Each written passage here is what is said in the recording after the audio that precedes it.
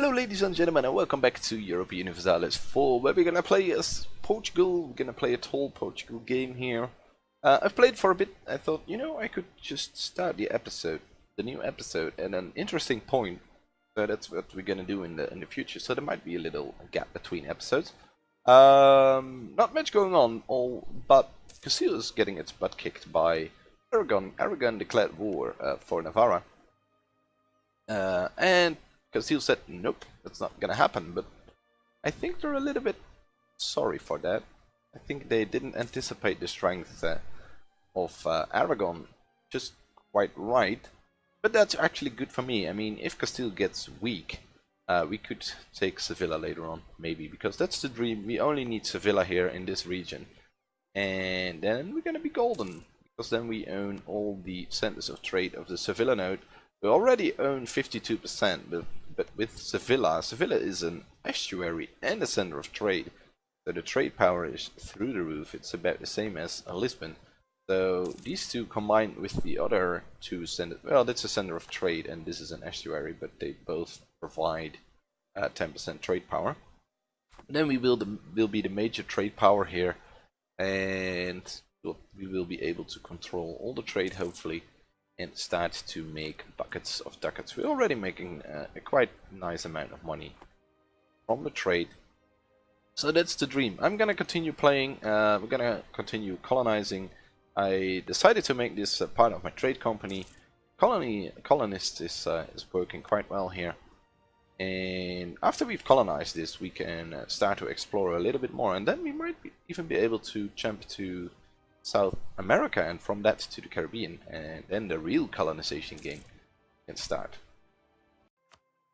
And Castile lost a war with Aragon. Not much has changed. Well, they lost a province here, and Navarra is the vassal now of Aragon. So Aragon is getting stronger, which is actually really good for us. We might just switch sides soon, so that we can conquer Sevilla, but that's not really that much of a deal right now. We can wait with that. We don't really need it right away. We can wait for Castile to get a little bit weaker, maybe pull in France or something. We'll see. But in the end, we want to conquer this little province of Castile. For now, we're sitting here comfortably. We just took the second ID. We got a quest for the New World, but it doesn't change anything for us because we already had an explorer and we already explored everything that we could. The next ID is really important though, because it's going to give us plus 50% colonial range from the ID and plus 25% from the national IDs. So that's a total of plus 75% colonial range. So that's going to be huge. We're going to be able to see a whole lot more here, so we can finally explore the New World, and we get an agricultural revolution. What do we want? We can get manpower, taxes, or production. It's a grain province, so production doesn't really do much. Gonna give us the trade value goes up a little bit, but gonna gain base tax. I think that that's more important for us. These little events are really nice because they provide so much development. I think I got 3 development already since the start of the game. That's in 14 years, so yeah, events coming, please. Ooh, and just as I stopped recording, we got a call to arms. Yeah, I have to start recording again because we decided that we would record everything important here, and this is actually quite important. The nation of England, your faithful ally, is requesting that you come to their aid in the French reconquest of Bordeaux against France. This is a defensive war where we need to help our ally. France is allied with Scotland, Provence, Switzerland, and Aragon. And you are allied with Kildare and Portugal. So basically, England is screwed. To say it bluntly, because there's no way they can go up to France and Aragon. I mean, France probably won't be able to cross the channel. England might. I'm not sure if I want to join this. I don't really want to meddle in these affairs, probably. I think I can afford to lose the prestige. I don't want to be part of a war which we won't be able to win. I don't want my land to get occupied. I could try to peace out early, but it's gonna save me a bit of prestige probably. But you know, it's only we can get from 17 to -8, so that's not too bad. We're gonna decline. I don't want to fight in wars that I don't have anything to do with. You can fight your own war, England. You're strong. Come on, you can do it. We will just sit here and colonize the world. Ah, this is actually a really interesting event for us. We get the boundary dispute. The lack of good maps or tools create accurate maps would occasionally lead to overlapping claims of authority on border regions. These disputes were usually over very marginal areas but could serve as a point of friction when monarchs decided to press the issue. I could settle the issue, that's gonna cost me a bit of prestige, but I could also price the issue, which is really interesting for us, because we gain a claim on Sevilla. And that's exactly the province that we want. The problem is we lost the alliance with England because we decided we didn't want to risk a war with France. But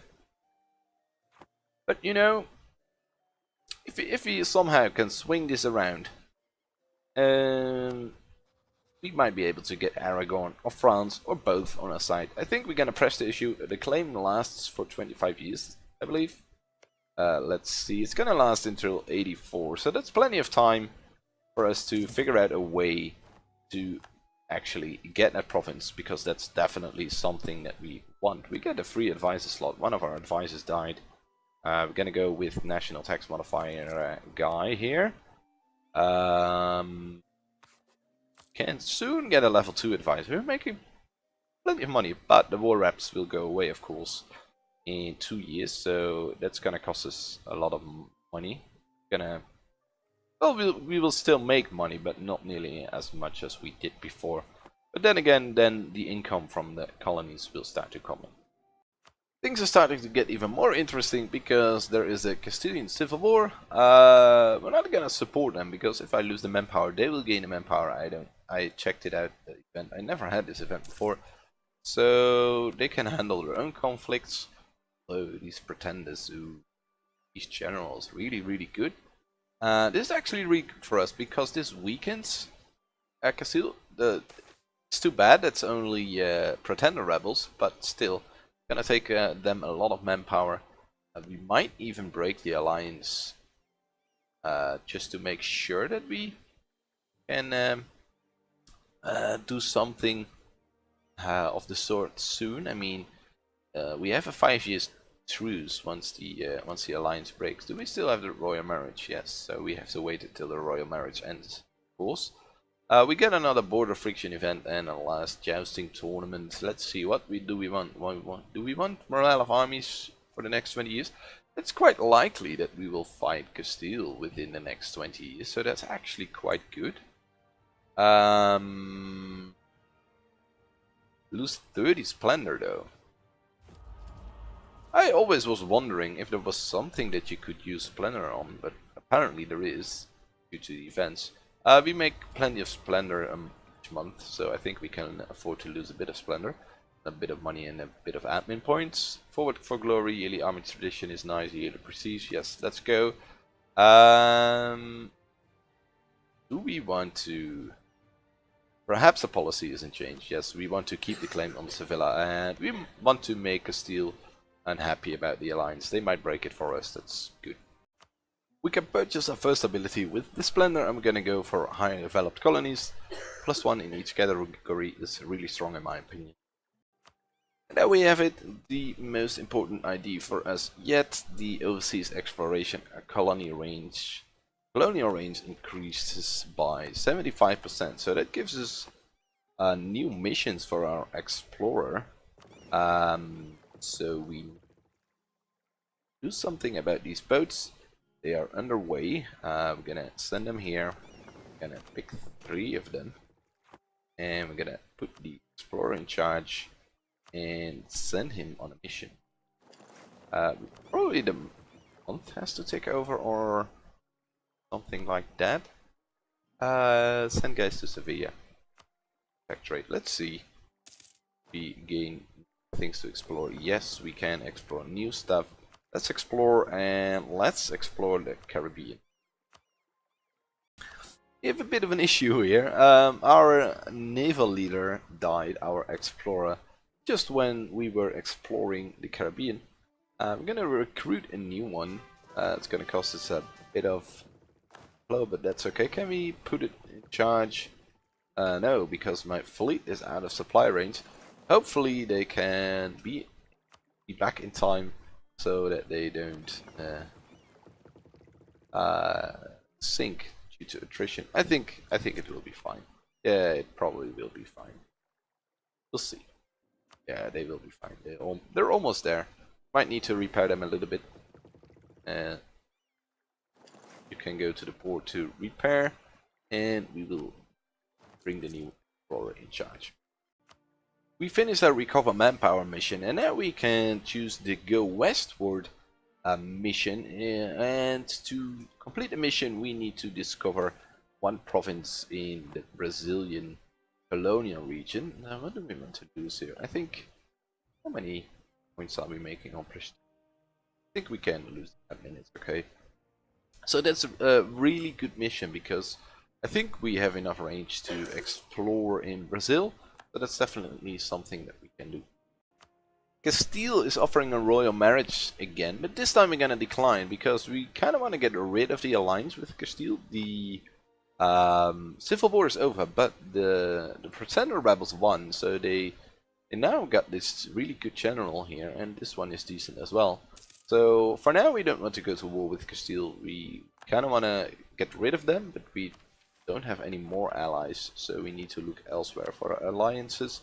Could ally the Papal State, which is probably a good thing, but we'll have to see which of these guys have rivaled what, so we can at least get Aragon involved, or France, one of the two. It's really important for the success of the conquest of Sevilla. There we have it. We finished the mission. Go westward. We gain 25 Diplo power, and we gain colonial enthusiasm for 10 years.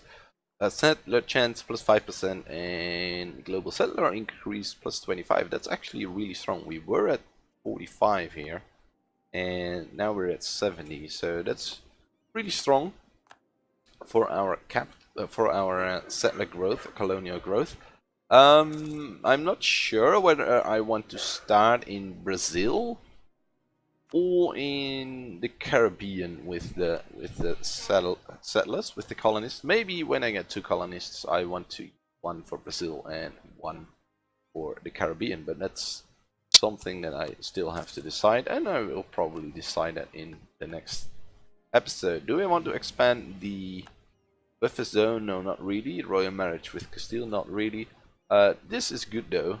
Turn Cabo Verde in a city, Cape Verde. It's gonna give me some production, right? Yes, gain 1 base production. So total we will have 3 base production there, which is fine. It's only fish, but still, every production is good because we want the production for the trade value.